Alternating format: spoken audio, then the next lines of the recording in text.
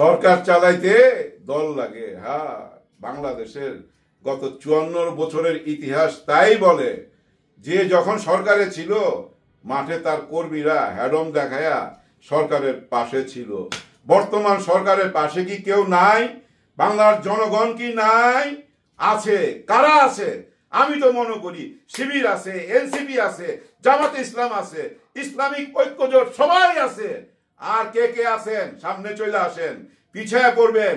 Train কিন্তু whistle দিয়ে দিছে, নির্বাচনের ট্রেন হুইসেল দিয়ে দিছে, তাড়াতাড়ি উঠেন, না উঠলে ট্রেন মিস করবেন। আসসালামু আলাইকুম। সোহেল তাজের মতো আর কি, বুঝছেন, এই যে বডি সোহেল। হ্যাঁ, আজকে কথা হবে কষ্টের কথা হবে, কষ্টের। কেন আমরা বুঝতেছি না, কেন বুঝতে পারতেছি না? হ্যাঁ, এখন লাশের রাজনীতি আরম্ভ হয়েছে। লাশ কিন্তু অনেক পড়ছে, গত 7 মাসে অনেক লাশ পড়ছে। কে কোন দলের এগুলা নিয়ে কথা বলবো না। লাশ মানে মানুষ, মানুষ মারা গেছে ভাই, সোজা কথা। এখন মানুষ মারা যাচ্ছে, এ তো কি খুশি না কেউ? হ্যাঁ, এই যে কয়েকদিন আগে দেখলেন না, মসজিদের ভিতরে 3 জন ধরা পড়ছে, 2 জন অ্যারেস্ট হয়েছে আশুলিয়া থেকে। মেন যে তারে ধরছে সে কোন রাজনীতি দলের জিজ্ঞেস করছিল সাংবাদিকরা পুলিশকে। ওনারা বলছে যে না, পুলিশ ছিল না, ওইটা বোধ ছিল র্যাব।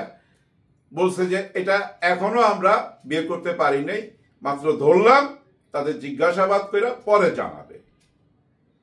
দেশে এই অবস্থায় তো চলতেছে। কিন্তু এই যে 3 জন মসজিদের ভিতরে জীবন দিল, তাদের মুন্ডু আলাদা করে ফেলাইলো, এতেও কিন্তু কোনো লাভ হইল না।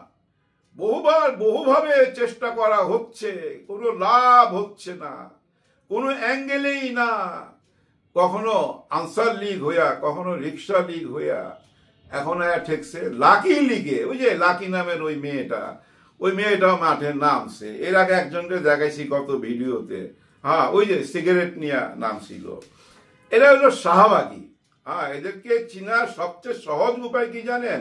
এদের পাশ দিয়ে যখন যাবেন তখন না পচা ইলিশের গন্ধ পাবেন। পচা ইলিশের গন্ধ, তখনই বুঝবেন এই হলো এই শাহবাগী। এটা হলো ডেঞ্জারাস মাল ভাই, ডেঞ্জারাস মাল। এই লাকি আবার বাইরেছে। কালকে মধ্যরাত্রে ঢাকা বিশ্ববিদ্যালয়ে স্লোগান হয়েছে, মিছিল হয়েছে, শান্তিপ্রিয় ভাবে, মারামারি করে না পুলিশের সাথে। হ্যাঁ, লাকির বিরুদ্ধে, লাকিকে গ্রেফতার করতে হবে। এই যে এখন অনেক ধর্ষণ কাহিনী শুনতেছি আমরা, এটাও কিন্তু একটা ষড়যন্ত্র, বিশাল ষড়যন্ত্র। 21 টিভির একটা প্রতিবেদন দেখেন আপনারা, আমি কিছু অংশ দেখাই দিতেছি। বর্তমানে ছাত্রলীগ, যুবলীগ, ওরা তো পলাতক থেকে মনে করেন যে লুকায় লুকায় থেকে নির্দেশ করে, গ্রুপ বাইদা তোমরা চিন্তাই করো, চুরি করো। তারা বলে তোমরা করো, এখন সময় আছে, এখন করে নাও, পড়ার করতে পারবা না। আমাদের কথা স্পষ্ট, যে রাজধানীতে আমাদের মানুষ শান্তিপূর্ণভাবে দিনে ঘুরতে পারবে না, চলতে পারবে না, সেই রাজধানীর মানুষ রাতে ঘুমাতে পারবে না। আমরাই চাচ্ছি যে কিছু কিছু ভিডিও ভাইরাল হোক, বা আমরাই ভাইরাল করতে চাচ্ছি। আমরা এইগুলা এই জন্য প্রকাশও করছি, যে নারীদের সাথেও করছি, আমরা ওপেনলি চিন্তায় মিনতে এগুলো আর কি করাচ্ছি বা করছি।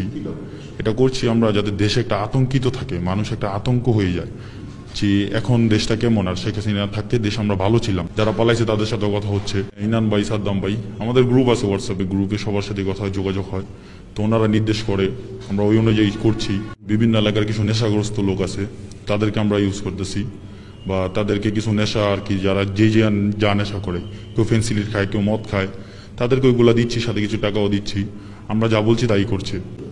তাদের নির্দেশনাটা হচ্ছে যেমন দেশকে একটা নাড়াচাড়া দেওয়ার আর কি। এখন এই সরকারকে একটা নাড়াচাড়া দেওয়ার উদ্দেশ্য হচ্ছে, আমাদের নেতৃত্ব এখন শেখ হাসিনা দেশে নেই। তো আমরা যারা আছি সবাই মনে প্রাণে বিশ্বাস করি তার যে সেই এখন সরকার, সে এক সময় দেশে ফিরবে, বা আমরা কিছু একটা করার চেষ্টা করছি তাকে ফেরানোর জন্য। হ্যাঁ, এটা আমাদের আত্মবিশ্বাস যে আমাদের নেত্রী দেশে ফিরবে। সব বইলা দিছে কেন হচ্ছে, কারা করাচ্ছে, কাদের হাতে টাকা আছে। যার হাতে টাকা সেই তো ভাই সব কিছু। কিন্তু একটা লাশ দরকার। কার লাশ? সাধারণ মানুষের না, পুলিশের লাশ দরকার। একটা পুলিশের লাশ দরকার তাদের। কেন দরকার একটু পরে বলতেছি। এর আগে একটা ঘটনা আপনাদেরকে মনে করাই দিই। হ্যাংলা পাতলা এক পুলিশ ভাই, হ্যাঁ, মাথার ক্যাপটাও বুঝছেন বেশ বড় বড় লাগতেছিল, মাথার মধ্যে ওনার ঢিলা হইতেছিল, এভাবে ঝুইলা আসছিল। উনি একটা লাঠি নিয়া একবার খাম্বায় বাড়ি মারতেছিলেন, একবার রাস্তায় বাড়ি মারতেছিলেন। কোনো জনগণের গায়ে একটা বাড়িও মারে নাই। খাম্বায় রাস্তায় মাইরা সবাইরে ভয় দেখায়া মিছিল ভাইঙ্গা দিছে ভাই। তারপরে সবাই তার প্রশংসা করছি, দেশ থেকে বিদেশ থেকে সবাই তাকে নিয়ে কথা বলছি, এবং পুলিশও তাকে পুরস্কার দিছে, সম্মান জানাইছে। পুলিশের একটা পজিটিভ ইমেজ মানুষের কাছে চলে আসলো। সবাই মিলে আমরা সহযোগিতা করলাম। হ্যাঁ, পুলিশ তার কাজে ফেরত আসলো।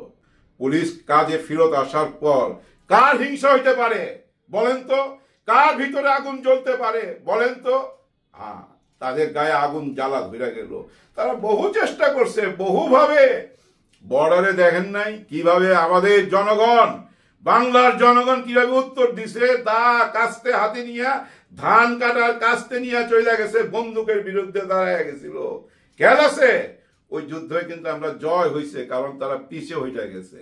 তারপর ওই যে তার কাটার মধ্যে বোতল টতল ঝুলাইয়া ক্যামোফ্লেক্স কইরা মানুষকে বোকা বানাইবার চেষ্টা কইরা দূরে সইরা গেছে। ওরা বুঝা ফেলাইছে একজনকে সরাইতেই হবে, যেভাবেই হোক সরাইতে হবে। তাকে ডক্টর মোহাম্মদ ইউনূস স্যারকে। একে না সরাইলে এই দেশে আর কোনো কিছুই করতে পারবে না।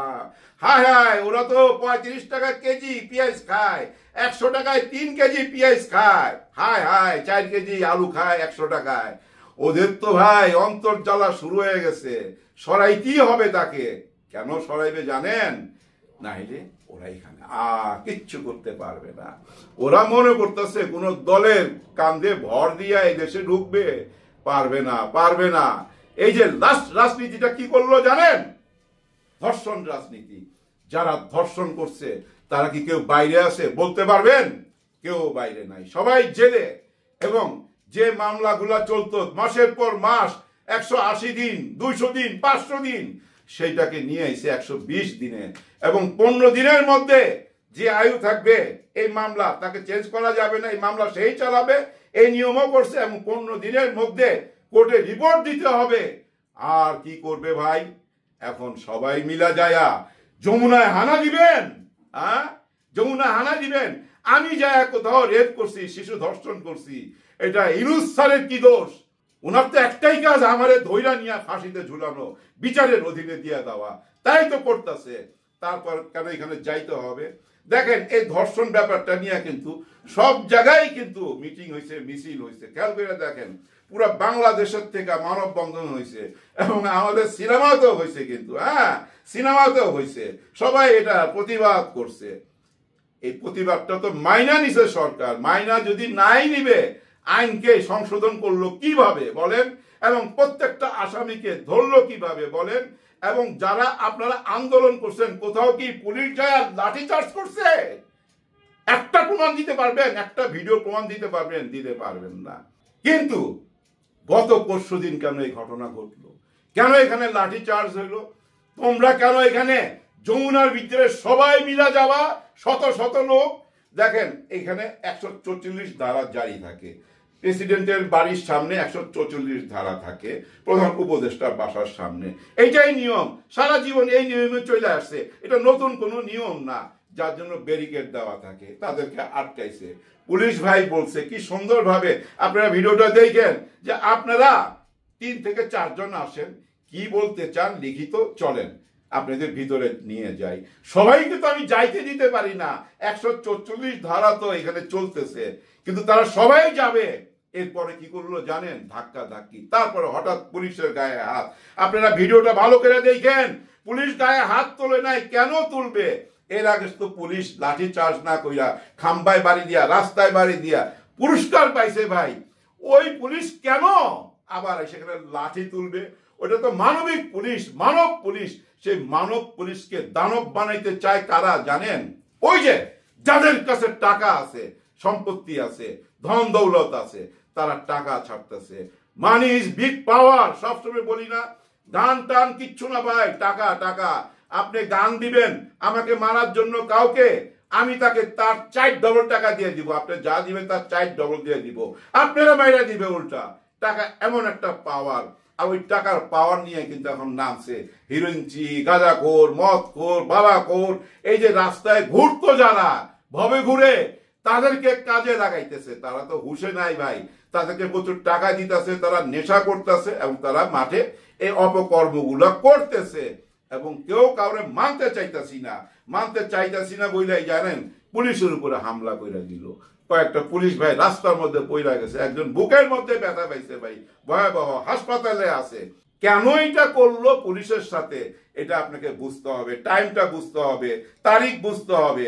13 তারিখে জাতিসংঘের মানব অধিকারের প্রধান এবং ওনার একটা টিম ঢাকায় আসতেছে। 13 তারিখ সকালে, 9-10 তারিখ থেকে শুরু হয়েছে। ওই যে মানবিক পুলিশকে যদি দানবিক করা যায়, খেপায় তোলা যায়, তারা লাঠি চার্জ করবে। আর লাঠি চার্জ করার সাথে সাথে ওই ফুটেজ দেখেন আওয়ামী লীগের পেজ থেকে সঙ্গে সঙ্গে শেয়ার করা হয়েছে, বুঝা নেন। সঙ্গে সঙ্গে ভারতের মিডিয়া চিৎকার করে বলা শুরু হয়েছে, ওই যে স্বৈরা শাসক, হ্যাঁ ডক্টর মোহাম্মদ ইউনূস স্যার স্বৈরা শাসক, পুলিশ দিয়ে সাধারণ জনগণের উপরে লাঠি পেটা করতেছে। এইটা প্রমাণ করার জন্য এই কাণ্ডগুলা ঘটানো হইতাছে, ওই লাঠিরে মাঠে নামানো হইছে। এগুলা আপনাদের বুঝতে হবে। ইউনূস স্যারকে আপনারা ফেল করাই দিবেন, ইউনূস স্যারকে আপনারা পরাজিত করে দিবেন, এত সোজা। সিংহাসনে কার ইশারায় বসে বুঝেন না? উপরওয়ালা ইশারায় বসায় দিয়া দেখে, পরীক্ষা করে যে মানুষটা কেমন। হাসিনাকেও কিন্তু সুযোগ দিছে, হ্যাঁ, তার বাপ মার জন্য, কান্নাকাটির জন্য, তার বুকের হাহাকার উপরওয়ালা শুনছে বলেই তো সুযোগ দিছে বলেই তো প্রধানমন্ত্রী হইতে পারছিল, কিন্তু ধৈর্য রাখতে পারলো না। কিন্তু ইউনূস স্যার 7 মাসে প্রমাণ করে দিছে জনগণের কাছে। আমি বিশ্বাস করি উপরওয়ালাও দেখতেছে, ওনার মনটা দেখতেছে, ওনার ভিতরটা উপরওয়ালা দেখতেছে সাদা মন, দেশকে ভালোবাসে, দেশের জন্য কিছু করতে চায়, একটু সময় চায় সবাই কাছে। আর ওনারা কি বলে যে না, জনগণ চায় নির্বাচন, জনগণ নির্বাচন চায় কিনা আগামী 1 মাসের মধ্যে প্রমাণ হয়ে যাবে। ধীরে ধীরে সব আয়নার মতো পরিষ্কার হয়ে যাবে কাদেরকে জনগণ বলতেছেন। সব জনগণ কিন্তু আপনাদের সঙ্গে না, এটা মাথায় রাখবেন। জনগণ কিন্তু এখন রাজনীতি শিখা ফেলাইছে। হ্যাঁ, আমার মতো বোকারাম রাজনীতি যখন বুঝা ফেলাইছে, তখন জনগণও বুঝা ফেলাইছে। একটা চ্যালেঞ্জ করে যাচ্ছি, এই চ্যালেঞ্জটা আপনারা কাগজে লেখা রাখবেন। কেউ কিচ্ছু করতে পারবেন না ইউনূস স্যারের, একটা লোমও ছিঁড়তে পারবেন না। দেশের ভিতর থেকে বাহির থেকে যেখান থেকে যত চেষ্টা করেন না কেন, কেউ কিচ্ছু করতে পারবেন না। আর এই যে শাহবাগী, এই যে লাকি, মাথায় রাখেন। আর কি মাঠে নামতে পারবেন? আইন না শাহবাগে, আসেন দেখি না কত বড় ক্ষমতা। পুলিশের হেডন তো দেখেন নাই, এখন দেখবেন, এখন বুঝতে পারবেন পুলিশ কি জিনিস।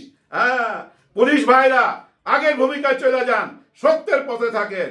যারা সৎ তাদেরকে হয়রানি করবেন না, যারা অসৎ কারো কথা শুনবেন না, তাকে অ্যারেস্ট করবেনই। জানেন, গত 25 দিনের ঘটনা, একটা রাজনৈতিক দলের এক পোলারে, চ্যাংরা পোলারে 4-5 জন পুলিশ আটকায় রাখতে পারে না। এবং এসআই ওসি সাহেবের সঙ্গে কথা বলতেছে, সে বারবার টেলিফোনটা হাত থেকে কাইরা নিয়ে যাইতে চায় এবং বলে, এই আমার গায়ে কেউ টাচ করবে না। মানে তাকে তো হ্যান্ডকাপ পরানো দূরের কথা, তার গায়ে টাচ করতে পারবে না। বুক উঁচায় বলতেছে, ওসি কে এখানে আসতে বলো। চিন্তা করছেন পুলিশের ইমেজ কোথায় নিয়ে ঠেকাইছে? কারা এরা? দেখেন, নিজেরাই দেখেন। আমি থানায় গিয়ে কথা বলবো। আমি কারণ না, আমি ছাত্রদের প্রেসিডেন্ট। ওসি স্যারের সাথে একটু কথা বলি। ওসি স্যারের সাথে একটু কথা বলি। আমি একটু কথা বলি। কথা বলার দরকার না, আমি একটু সাবিনেস পাই, তুমি কথা বলছো আমার সাথে। ওসি স্যারের সাথে একটু কথা বলি। বলছে তোমার মোবাইলে কথা বলো। আমি যাবো না স্যার এখান থেকে। যাবে না? না, যাতে হবে তুমি। আমি যাবো না। যাও, দেখো। আপনারা ওসি স্যার বলেন এখানে আসতে। এই ওসি স্যার গায়ে হাত দিবেন না। গায়ে হাত দিবেন না।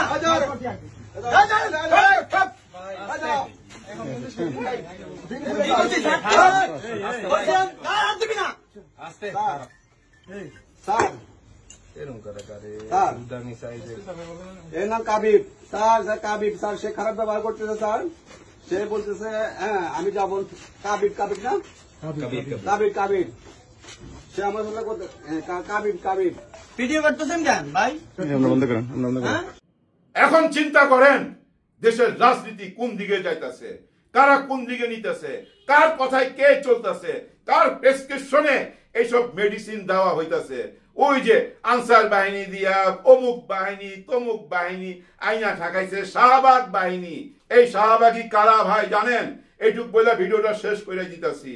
শাপলা চত্বরে যে হত্যাকাণ্ড হয়েছিল না, এই হত্যাকাণ্ডের সাথে এই শাহবাগীরা জড়িত ছিল। মুখে না সরাসরি কিলিং এ জড়িত ছিল। তাদের নাম ওইটা আসছে, 9 জনের নামে গ্রেফতারি পরোয়ানা বাইর হইছে। 1 নম্বর আসামি শেখ হাসিনা, সাথে ওই ইমরান সরকারও আছে, আরো অনেকে আছে। ভিডিওটা শেষ করার আগে শুধু এইটুকুই বলবো, মানব পুলিশকে দানব বানাইবার যতই চেষ্টা করেন, জাতি জায়গা উঠছে, জাতি এখন পুলিশের পাশে। হ্যাঁ ভাই, পুরা জাতি এখন পুলিশের পাশে, সবাই পুলিশের পাশে থাকবেন। যে দলেরই হোক না কেন, যার যত ক্ষমতা হোক না কেন, থানার সামনে দাঁড়ায় থাকবে সাধারণ জনগণ, দেখি কার হ্যারম আছে।